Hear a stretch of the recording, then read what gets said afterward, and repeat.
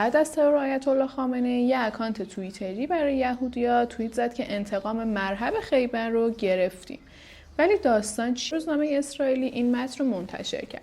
سال‌هاست که مسلمان‌ها شعار میدن خیبر خیبر یا صهیون. مرهب یهودی جنگجوی قهرمان خیبر تو سال 628 میلادی توسط فاتح مسلمان‌ها یعنی امیرالمومنین کشته شد.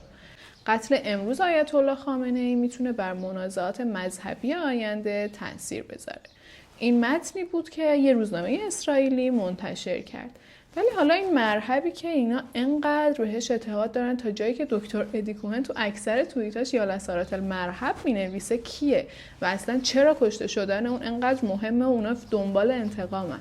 واژه خیبر توی عبری به معنی قلعه است و چون این منطقه توسط 7 تا قلعه در بر گرفته شده بود بهش خیبر میگفتن. مرهب ابن حارث ابن ابی زینب یهودی